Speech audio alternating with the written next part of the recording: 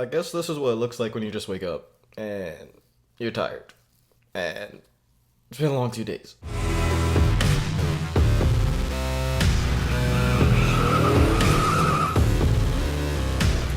How's it going, guys? Sorry for not making the race review last night. Like I said, I was at Homestead. I got home around 9, so I could have made it. I really could have, and then uploaded it around maybe like 11. But I ain't having that. It's been a long last 2 days. And so I just wanted to get some sleep and relax. And so now we're gonna do the race review. Gonna be a little bit different because I didn't watch it on TV, so obviously I don't know a lot of the little intricate things that happened. Because when you're at a race, it obviously you just don't know a lot of the things that happen unless you're listening to the radio, which I wasn't. So I was just going off of what was happening on the track and what I was seeing. So I'll just talk about that. So I'm just gonna jump basically to the important part of the race, which I thought was around 70 laps to go. Truex did not have the best car, and Kyle Busch, I think, had the best car.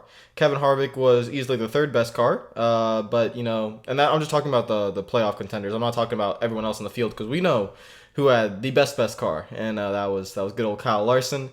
Gonna get into that a little bit later, and how sad it makes me that he was not in the Final Four. But basically, it was going to be a battle between Truex and Kyle. Harvick just could never really get up there, but the guys were all up there and competing in the top 5 for most of the race. So it was pretty cool. All the best drivers all year were the best cars. So the three best drivers all year, and Kyle Busch, Truex, and Kyle Larson, I think had the 3 best cars. So that was fitting, and it proved to me that I guess the format isn't all that terrible. But how many times would you expect the 3 best cars all year to have the 3 best cars at Homestead? So that was just a little bit worrying. But pretty much what happens is Truex pits, and a lot of other guys pit, but guys like Kyle Busch and Kyle Larson, they stay out a little bit longer for another about 17 laps, and they pit around with 50 to go. Now, the important thing about this is just think about Darlington. So when Truex pitted a little bit early, then Denny Hamlin waited, Denny Hamlin pitted and caught him from like 15 seconds back. The same kind of strategy was in play right here, except I think Truex would have had to pit because he pitted with around 67 to go. He either would have gone into extreme fuel conservation mode or he would have had to pit again. So I'm not really sure which one it would have been, but either way, Truex was screwed if the race went green, or even if the race went green to a point where Kyle Busch was able to get back to the lead. Now, the only way this strategy wouldn't work is how basically what happened, where Kyle Busch would pit, and if a caution came out within about 20 laps of him pitting, the strategy would be kind of screwed. And it did. The caution came out, I think around 40 to go, 35 to go, and Kyle Busch was still in 4th. He wasn't able to get back to 3rd and 2nd, even though he was getting his way there. He was not able to get back to 3rd or 2nd, and that screwed him over a little bit, because at the end of the race, Joey Logano gave him a very hard time. And I was watching it from the stands. You guys probably knew about it on TV. From the stands, you could just tell that Joey Logano was giving Kyle Busch a very hard time. And I guess when you have a driver that you don't like, that's okay. So I'm not gonna say what Joey Logano did was wrong. That is something that you pay the price for during the season. Logano and Kyle Busch had that incident, I think, at Las Vegas this year, or it was, I don't know. My memory's so bad. It might have been last year. But remember when Kyle Busch got his nose or eye busted open, whatever it was? That was with Logano. And so those two drivers and just the Penske guys with Kyle Busch, they don't like each other. So that relationship hurt Kyle Busch in this race, because I really believe that battle cost him the championship. I really do believe that. I think Kyle Busch easily had the best car. Truex even said it. And I think Truex knew that if Kyle Busch was able to get around Logano quick, then he would have probably got around Truex as well. So it is what it is, but that's why you gotta be nice to everyone, and that's what I was pointing out with Martin Truex Jr. having literally no rivals the entire season. I pointed that out at Phoenix when talking about Denny Hamlin and Chase Elliott, because that matters. It matters so much. Drivers that do not like you can really ruin your championship chances, and Joey Logano did that to Kyle Busch. And like I'm saying, it's not wrong. You can do it. If I was mad at someone and they were behind me and they expected me to let them go and I didn't like them, I probably wouldn't do it either. What you have to do as a race car driver is just try to be on a good relationship with everyone, and only create rivals when you feel like you've been done wrong. And I feel like Kyle has a good amount of people that don't really like him. So, you get, I mean, well, mainly the Penske guys. A lot of people actually do like Kyle. So, I mean, I like Kyle too. So, it is what it is. But like I said, don't create rivals. But near the end of the race, basically, you had a three-way battle between Truex, Kyle Busch, and Kyle Larson. Now, you guys saw it on TV. I was watching from the stands. It was great. I know there was no real passing, but just the closeness, and Kyle was really trying to pass him. The only reason why I would say there's no passing, well, two reasons. Number one, like I said, Kyle Busch had to spend a lot of time getting around Joey Logano, and he wore out his tires. Tire wear at Homestead is huge. So he wore out his tires, and when he got to Truex, he had the better car, but the line Truex was running was fantastic because it was able to take away all the air from Kyle Busch, and Kyle could not get around him. They were deep enough into the run where the bottom was not the place to be. Kyle tried going to the bottom to see if he could get something there, but they were deep enough into the run where that wouldn't happen, and Truex was able to run the top to where Kyle Busch had to run a little bit lower than that, but he wasn't able to get a good run through the middle or coming off the corner. So that was great. And basically, he was able just to stall out Kyle Busch. Now, the one complaint I have about this is definitely the car. We'll talk about that in another video sometime during the offseason because I've not touched on the car in a while. But the car is another reason why Kyle probably couldn't get past Truex. He did have the better car, but like I said, when these things add up, it's not going to happen. But huge shout out to Kyle Larson because Kyle Larson could have easily stormed around both those guys. He had the better car. He easily had the better car. He could have won around him. He could have. Every time down the straightaway, he had a huge run on Kyle Busch, and he would let off the gas.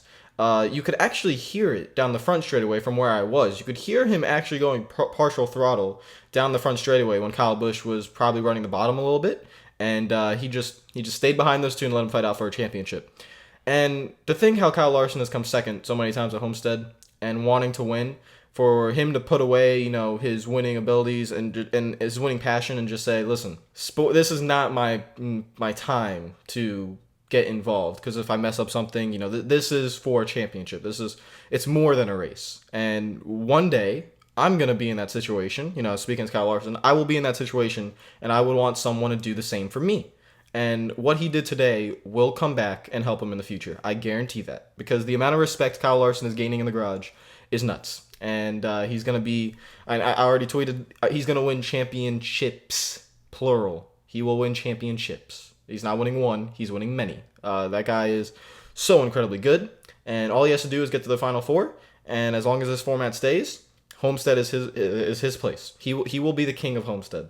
That track suits him perfectly. The longer the years go by, the more the track wears out, it will suit him more and more. And he's already gained the respect of the drivers, and he will be immense. He will win championships.